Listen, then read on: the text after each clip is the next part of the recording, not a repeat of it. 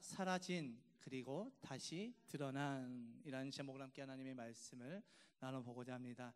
헨리 나우엔의 저서였던 상처 입은 치유자라는 책에서 이런 내용이 나오는데, 진정한 치유는 내가 가진 능력에서 시작되지 않는다. 오히려 내가 얼마나 부서졌는지를 고백할 때 하나님은 그 부서진 틈으로 다른 이들의 상처를 만지신다라고 말씀하고 있습니다. 그러니까 무슨 말이냐면 상처는 부끄러움이 아니라는 거죠.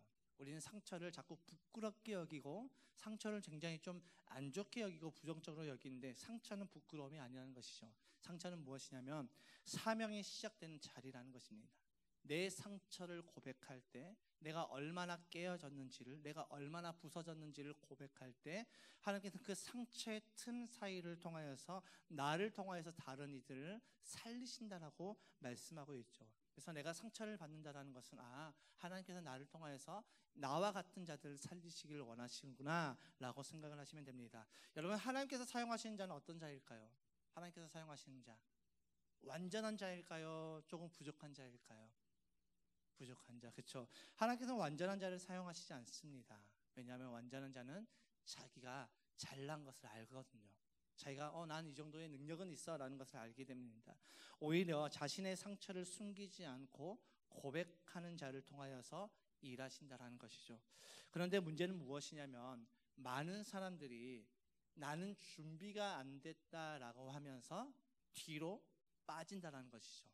혹은 어떤 일에 실패를 경험한 사람은 나 때문에, 내가 실수했기 때문에 라며 자신을 자책하면서 스스로 실패자라고 생각하면서 하나님의 일을 감당하지 않으려고 한다는 것입니다. 오늘 본문에서도 스스로가 실패자라고 생각했을 법한 한 인물이 나오죠. 오늘 본문은 한 사람 때문에 바울과 바나바가 다툼이 일어난 그 상황을 조명하고 있습니다. 누구 때문에 싸웠습니까? 오늘 본문을 보니까 마가라고 하는 요한이라는 그 젊은 사역자 때문에 바나바와 바울이 서로 심하게 다퉜다라고 이야기합니다. 왜냐하면 그는 1차 전도 여행 때 중도 이탈을 했고 2차 전도 여행을 이제 준비하면서 나가려고 하는데, 바나바는 이 마가라고 하는 이 요한을 데리고 가자고 했고, 바울은 그가 밤빌리아에서 우리를 떠나서 같이 함께 일하러 가자는 것을 내가 좋게 보지 않는다. 그는 사역자로서 아직 능력이 부족하다라고 하면서 안 된다라고 합니다. 이 의견 충돌이 일어나고 급기야 이 의견 충돌은 심하게 다퉜다라고 말씀하고 있죠. 그리고 결국 바나바와 바울은 갈라섰다라고 성경은 말하고 있습니다. 여러분, 이 광경을 바라보고 있는 마가의 심정, 마가의 마음이 어땠을까요? 자신 때문에 바나바와 바울이 다투고 있습니다. 자기 때문에 바나바와 바울이 영원한 콤비였을 것 같은 그 바나바와 바울이 이제는 갈라서게 되어지는 그 모습을 바라볼 때 이 마가의 심정은 어땠을까요? 굉장히 고통스럽지 않았을까요? 이 모든 것이 나 때문이라고 스스로 자책하면서 나는 실패자야 하면서 스스로를 낙인 찍으면서 그는 어쩌면 그 상황을 바라보면서 나는 이제 안 돼. 나는 더 이상 사역을 할 수가 없어. 나는 실패했어. 나 때문에 저 두 분이 싸우잖아. 나 때문에 전도여행, 선교가 막혀버렸어 라고 하면서 스스로 골방 안에 갇혀버리지 않았을까요? 홍민기 목사님의 책 플랜팅 시드라는 그 책에 보면은 이런 문구가 있습니다. 핑크빛 꿈을 꾸며 개척을 하지만 현실은 잿빛이다. 그러면서 개척교회 목사에게 있어서 가장 위험한 것은 골방에 갇히는 것이라고 이야기를 하고 있습니다. 무슨 말이냐면, 목사가 이제 핑크빛 꿈을 꾸고 개척을 합니다. 개척을 하고 이제 막 열심히 하는데 성도가 오지 않습니다. 교회가 성장되지 않습니다. 찾아오는 이가 한 명도 없습니다. 이때 목사는 어떻게 되냐면, 자기가 부족해서 모든 것이 내 탓이야 라고 하면서 자신의 능력 없음을 괴로워하고, 그로 인해서 목사는 스스로 점점 더 골방에 들어간다는 것이죠. 그리고 이런 상태는 개척교회 목사에게 굉장히 좋지 않은, 굉장히 위험한 상태라고 이야기를 하고 있습니다. 이것은 개척교회 목사만 그런 것이 아니죠. 성도인 우리에게도 동일한 상황입니다. 나 때문이야. 내가 잘못해서 그래. 내가 능력 없어서 그래 라고 하면서 스스로 이 골방에 들어가는 것, 그것은 목사뿐만 아니라 성도에게도 굉장히 위험한 상태라는 것이죠. 여러분은 이런 경험이 없으십니까? 도무지 내가 견딜 수 없는 그 고통의 시간 가운데 모든 것이 나 때문인처럼 여겨지고 모든 것이 내 탓으로 여겨지는 것, 나의 잘못으로 인해서 혹은 내가 능력이 없어서 이런 일들이 나타났다라고 하면서 스스로 자괴감에 빠지고 스스로 능력 없음을 괴로워했던 그런 경험들은 없으십니까? 마가에게 있어서 바울과 바나바의 다툼은 고통이었고 자책감이 밀려오는 그런 시간이 아니었을까 저는 생각되어집니다. 이 사건 이후로 이 마가라는 인물은 사도행전에서 더 이상 언급되지 않습니다. 더 이상 등장하지 않죠. 마가가 바나바를 따라서 키프로스로 떠날 때 그는 어떤 심정이었을까요? 나는 정말 아무런 쓸모도 없는 사람이구나. 난 사역자로서 정말 자격이 없구나. 내가 조금만 더 참고 끝까지 그 임무를 완수했더라면 이런 일은 없었을 것인데 라고 하면서 스스로 후회하면서 스스로를 가두지 않았을까요? 성경에서 이 마가의 이름이 언급되지 않는 그 침묵의 시간이 지나고 나서 어느 한 부분에서 마가의 이름이 다시 등장하게 되어집니다. 베드로전서 5장 13절의 말씀 우리 함께 읽어볼까요? 베드로전서 5장 13절의 말씀입니다. 시작. 여러분과 함께 택하심을 받은 바빌론에 있는 자매 교회와 나의 아들 마가가 여러분에게 문안합니다. 놀랍게도 사도행전에서 사도행전에서 사라져버렸던 그 마가를 향해서 사도 베드로는 어떻게 이야기하고 있습니까? 나의 아들 마가가 함께 문안합니다. 이는 1차 전도 여행 이후에 실패자로 낙인 찍혔던 이 마가가 시간이 지나서 어느 시점에서 베드로를 만나서 베드로와 함께 사역을 감당하고 있었음을 우리에게 보여주는, 암시해주는 말씀이기도 하죠. 실패자 마가, 자신의 첫 사역지에서 도망쳤던 마가, 바울이 사역자로서 그는 절대 안 된다라고 거절했던 그 마가. 그런데 그 마가를 향해서 베드로는 어떻게 이야기하고 있습니까? 그는 나의 아들이다 라고 이야기하고 있습니다. 이 관계가 얼마나 돈독했는지 아시겠죠? 사도 바울이 디모데를 향해서 뭐라고 이야기합니까? 그는 나의 아들이다. 얼마나 디모데를 아꼈냐면 이 사도 바울이 이 디모데에게 편지를 2통이나 보냅니다. 디모데 전서와 디모데 후서. 이 디모데 후서는 사도 바울이 죽기 직전에 썼던 마지막 서신이라고도 우리에게 알려지고 있죠. 마지막 죽기 전에 내가 생각나는 그 사람에게 편지를 썼는데 그 사람이 바로 디모데였다는 것이죠. 그 디모데를 향해서 그는 나의 아들이라고 이야기했던 이 사도 바울처럼 이 베드로 사도도 이 마가를 향해서 그는 나의 아들이다라고 이야기하고 있습니다. 여러분, 이 마가에게 도대체 어떤 일이 있었기에 이 베드로가, 위대했던 그 베드로 사도가 이 마가를 향해서, 실패자였던, 도망쳤던 그 마가를 향해서 그는 나의 아들이다라고 이야기를 하고 있을까요? 다시 시간을 좀 거슬러 올라가서 바울과 바나바의 다툼의 현장으로 다시 한번 돌아가 보겠습니다. 여러분, 바울은 어떻게 하고 있습니까? 나는 마가를 절대 데려갈 수 없다. 그는 우리를 떠났다. 그는 함께 일을 하지 않고 도망갔다. 어떤 말입니까? 그는 2차 전도 여행 때도 그에게 좀 어려운 일이 있으면, 힘든 일이 있으면 그는 얼마든지 우리를 버리고 도망갈 사람이다. 그런 사람과 우리가 함께 사역을 한다는 건 우리의 힘이 빠지는 일이다. 자꾸 사역을 하다가 이탈하게 되어지면 내가 힘이 빠진다. 그러니까 우리 마가를 데려가지 마자라고 이야기를 합니다. 그래서 그는 이제 신라를 선택하여서 2차 전도 여행을 떠나게 되어지죠. 이런 상황에서 마가는 어땠을까요? 스스로 자책하면서 내가 왜 그때 도망갔을까? 내가 그때 그것만 하지 않았더라면, 내가 그때 도망만 가지 않았더라면 나는 이렇게 되지 않았을 건데 라고 하면서 스스로 자책하지 않았을까요? 그런 마가에게 바나바가 손을 내밀고 그와 함께 손을 잡고 키프로스로 떠났다라고 이야기하고 있습니다. 우리 본문 39절의 말씀입니다. 함께 읽겠습니다. 시작. 그래서 그들은 심하게 다툰 끝에 서로 갈라서고 말았다. 바나바는 마가를 데리고 배를 타고 키프로스로 떠나갔다. 여러분, 이것이 마가의 회복의 첫 시작이 아니었을까요? 잠시 베드로의 이야기를 해보자면, 베드로가 예수님을 어떻게 했습니까? 부인했잖아요. 부인한 것만 우리가 그래 부인할 수 있어 라고 생각할 수 있겠지만 어떻게 했어요? 저주까지 했잖아요. 그 예수님을 저주했습니다. 저주하고 있는 그 찰나에 누구와 눈이 마주칩니까? 예수님과 눈이 마주칩니다. 그리고 예수님께서 십자가에서 죽으시고 부활하시고 다시 디베랴 바닷가로 찾아오셨을 때 베드로가 예수님을 알아보죠. 그리고 이 베드로는 어떻게 합니까? 그 배에서 내려서 첨벙 걸어 나와서 예수님께 무릎을 꿇습니다. 여러분, 만약에 제가 베드로였다면 저는 예수님께 나아가지 못했을 것 같습니다. 왜냐하면 예수님을 저주했잖아요. 부인한 것도 모자라서 저주까지 했잖아요. 심지어 내가 저주하고 부인할 때 예수님이 나를 바라보십니다.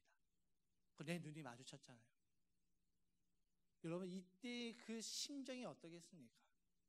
베드로가 어떻게 했죠? 다른 사람 다 떠날지라도 나는 절대 주님을 떠나지 않겠습니다라고 호언장담했잖아요.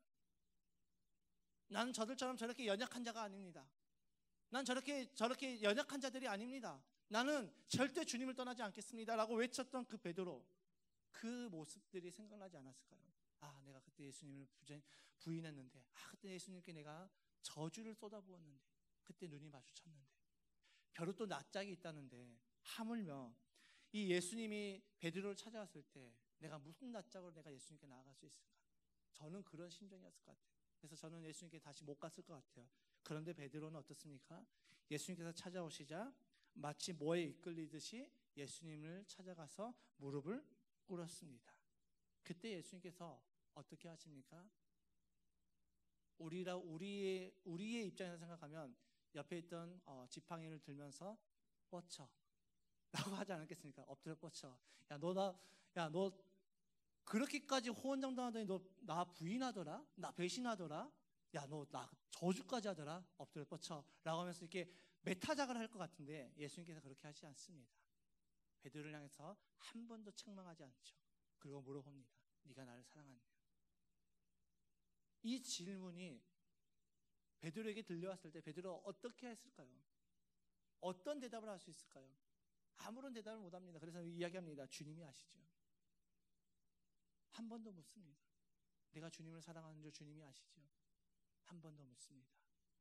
주님이 아십니다. 그러고 나서 예수님께서 그에게 사명을 주십니다. 내 양을 치라, 내 양을 먹이라. 실패한 제자를 끝까지 품어주셨던 스승 예수님의 모습이 저는 마가의 손을 붙잡고 함께 키프로스로 떠나가는 바나바의 모습과 오버랩이 되었습니다. 나는 실패자야. 나 때문에 내 스승이, 나 때문에 내 삼촌이 다투고 갈라졌어. 나는 사역자로서 아무런 자격이 없어. 이렇게 자책하는 마가에게 바나바는 손을 내밀어 줬고 함께 키프로스로 떠나가면서 그를 사명자의 삶으로 다시 이끌어 줬죠.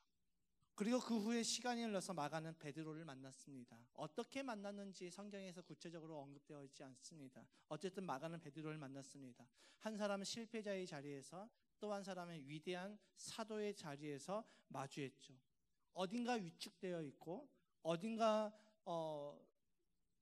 소심해져 있고 또 스스로를 자책하고 있는 이 마가를 바라보면서 베드로는 생각났을 것입니다. 자신이 예수님을 배반했던 그때가 생각나지 않았을까요?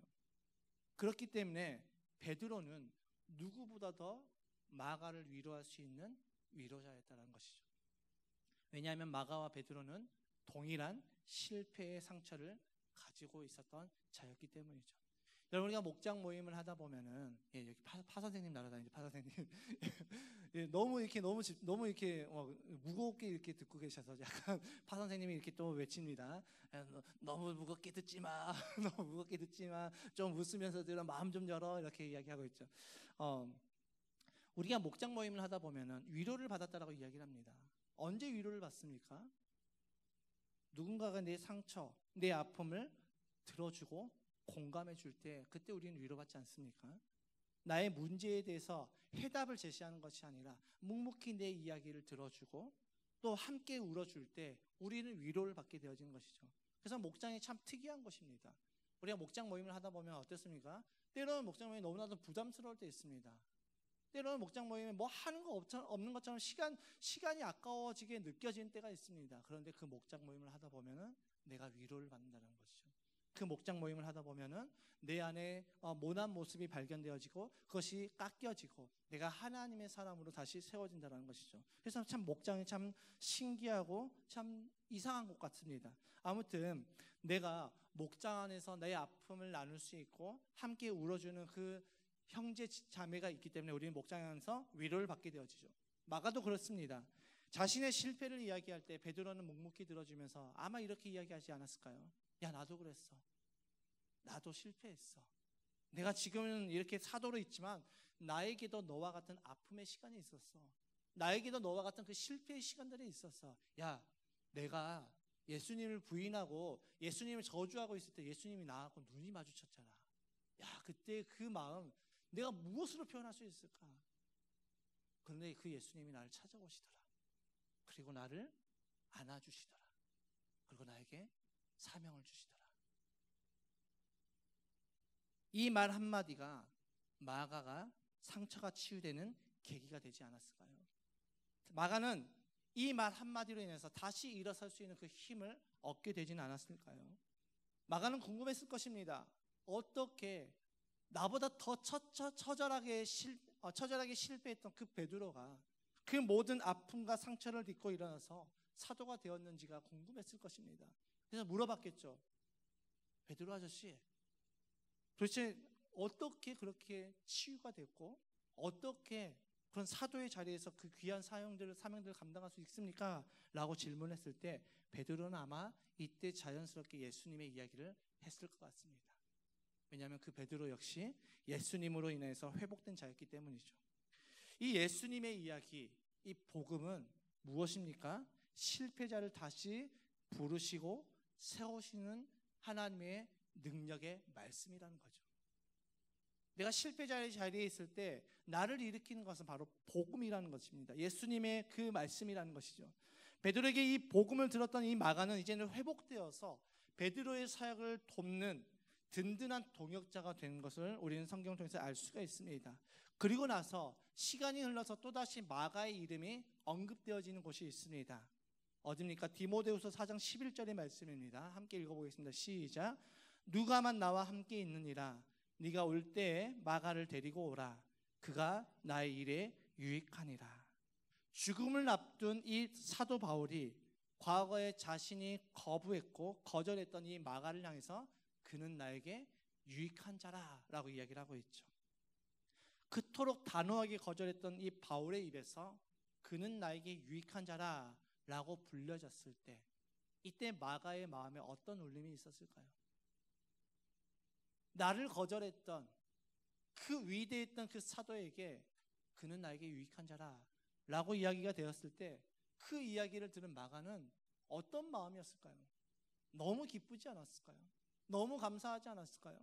야, 정말 내가 이제 진짜 내가 그분께 인정을 받았구나. 나를 인정하는 것은 바울 선생이 아니라 나를 인정하신 것은 하나님이시구나. 그러면서 주님 앞에 감사의 고백을 드리지 않았을까요? 실패자였던 마가였습니다. 성경에서 잊혀질 뻔했던 마가였습니다. 그런데 그를 다시 회복시키시고 다시 일으키신 것은 궁극적으로는 복음이 맞지만 그 복음을 전해주었던 스승인 바나바와 바울이 없었더라면 그는 다시 일어서지 못했을 것입니다. 스승이 있었기 때문에 그는 다시 일어났죠. 스승이 있었기 때문에 그는 다시 주님의 귀한 사명을 감당하는 사명자로 세워질 수 있었습니다. 스승이 있었기 때문에 그는 다시 사역자로서의 삶을 살아갈 수 있었던 것이죠. 실패의 자리에서 삶으로 품어준 그 바나바가 있었기 때문에 실패의 자리에서 삶으로 가르쳐준 그 스승 베드로가 있었기 때문에 그는 일어서서 주님의 귀한 사명들을 다시 감당할 수 있었던 것이죠. 히브리서 13장 7절의 말씀 우리에게 이렇게 교훈하고 있습니다. 함께 읽어보겠습니다. 시작. 여러분의 지도자들을 기억하십시오. 그들은 여러분에게 하나님의 말씀을 일러주었습니다. 그들이 어떻게 살고 죽었는지를 살펴보고 그 믿음을 본받으십시오. 여러분, 스승은 어떤 사람입니까? 스승은 말이 아닌 삶으로 가르치는 자입니다. 삶으로 가르쳐준 그 스승들이 있었기 때문에 마가는 회복될 수 있었던 것이죠. 바울이 마가를 향해서 그는 나에게 유익한 자라고 말할 정도로 그는 위대한 하나님의 일꾼, 하나님의 사역자로 일어설 수 있는 그 밑바탕에는 삶으로 가르쳐주고 삶으로 품어주었던 스승인 바나바와 베드로가 있었기 때문입니다. 이런 마가는 어떤 자였습니까? 도망자였습니다. 1차 전도 여행 때 도망갔습니다. 그는 갈등의 원인이었습니다. 만약에 그가 없었더라면 그는 바나바와 바울은 다투지 않았을 것입니다. 그리고 그는 사도행전 그 15장 이후로 그의 이름이 언급되지 않는 성경 속에서 사라진 철저한 실패자였던 것이죠. 그런데 그는 복음서를 기록한 자가 되어집니다.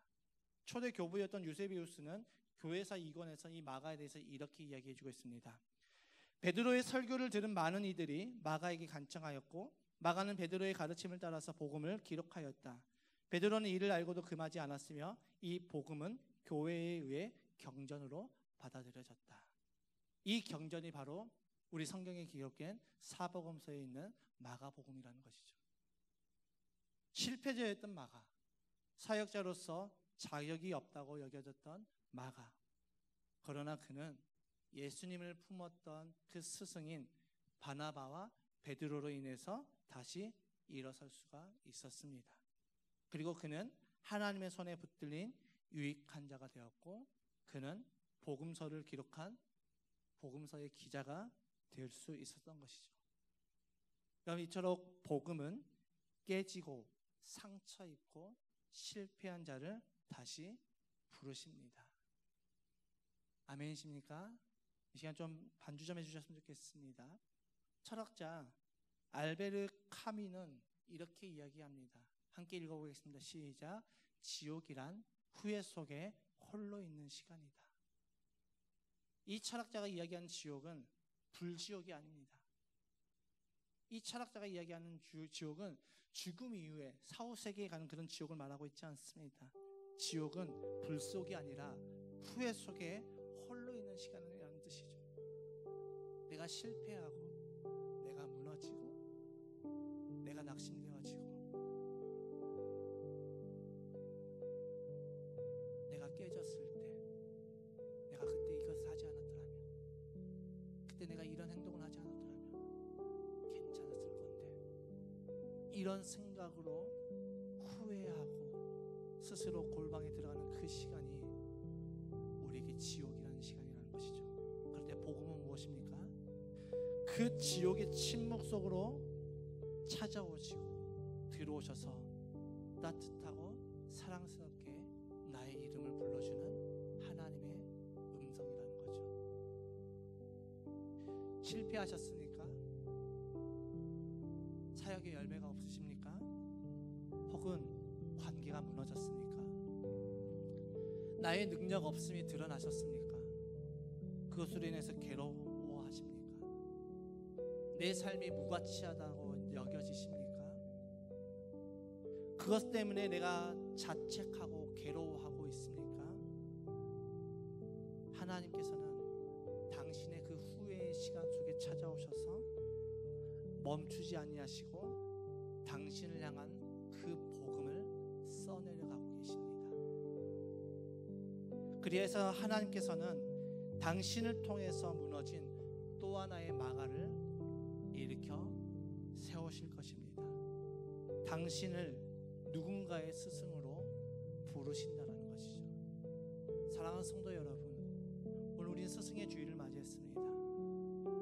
내가 지금 이 자리에 있는 것도 스승이었던 그 베드로와 같은 스승, 바나바와 같은 스승. 사실 바울은 이 마가를 거절했지만 마가가 싫어서 거절한 것이 아닙니다.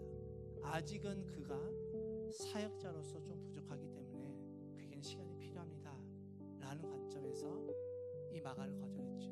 그래서 이 바울 역시도 마가에게는 스승이 되는 것이죠. 우리를 주님은 스승이 되기를 원하십니다. 제자로만 있기를 원하지 않습니다. 예수님의 제자로 우리를 부르셨고 우리를 다시 세상으로 파송해서 누군가의 세상으로 누군가의 스승이 되어서 누군가의 선생이 되어서 그들에게 복음을 가르치고 복음을 전하고 예수 그리스도를 전하기를 주님은 원하십니다. 그리고 주님은 우리를 그 자리로 부르신다는 것이죠. 당신은 그 부르심 앞에 반응할 준비가 되셨습니까? 우리 되셨더라면 이제 함께 결단했으면 좋겠습니다. 듣고 끝나는 것이 아닙니다. 아, 설교 좋았어. 설교 좀 괜찮았어. 듣고 끝나는 것이 아니라 설교를 우리 삶 가운데 적용해서 우리 한 주간 살아가는데 이 말씀을 붙잡고 우리 살아가야 되지 않겠습니까? 말씀을 수십 년 동안 들어와도 변화되지 않았더라면 오늘부터라도 우리 한번 결단해 봅시다. 오늘부터라도 내 자아를 거부하고 내 십자가를, 이제는 나를 부인하고 내 십자가를 쥐고 주님의 말씀을 한번 따라갔으면 좋겠습니다. 주님은 우리에게 말씀하십니다. 너희가 내 제자가 되기 원하느냐? 그러면 자기를 부인하고 자기 십자가를 지고 나를 따라오너라. 나와 맞지 않다 할지라도, 내 생각과 틀리다고 여겨진다 할지라도 우리 주님의 말씀이라면, 예 주님, 내가 주님의 말씀이기 때문에 나는 걸어가겠습니다. 나와 맞지 않다 할지라도, 내 생각과 다르다 할지라도 주님이 나에게 말씀하셨기 때문에 나 주님의 말씀을 붙잡고 나아갑니다. 하나님, 내가 이 길을 걸어가겠습니다. 주님, 나에게 영혼구원에서 제자 삼는 사명 주셨죠. 내가 이 끝까지 이 사명 감당하겠습니다. 주님, 나는 실패자입니다. 나는 무너졌습니다. 나에게는 자격이 없습니다 라고 우리가 늘 우회 속에 갇혀있을 때 주님은 마가를 다시 일으켰던 것처럼 나를 통하여서 주님의 귀한 사명을 감당하기를 원하신다는 것이죠. 우리 주님 앞에 한번 믿음을 한번 결단했으면 좋겠습니다. 우리가 말씀을 듣고 돌아서서 끝나는 것이 아니라, 하나님 아버지, 내가 이제는 주님의 말씀 붙잡고 내가 이 세상으로 나가기 원합니다. 오늘 선포됐던 그 마가가 나였습니다. 그런데 그 마가가 베드로와 같은, 바나바와 같은 그 스승을 만나서 일어섰던 것처럼, 그래서 주님의 그 귀한 복음서를 기록했던 것처럼, 하나님의 말씀을 기록했던 것처럼, 주님, 이제는 내가 그 길을 걸어가기 원합니다. 나는 부족하고 나는 연약하지만, 나는 깨졌지만, 그럼에도 불구하고 나는 주님의 말씀 붙잡고 나갑니다. 주님 사명 붙잡고 나갑니다. 우리 다 같이 주님을 크게 한번 부르시니 합심하여 통성을 들게 기도하며 나가겠습니다.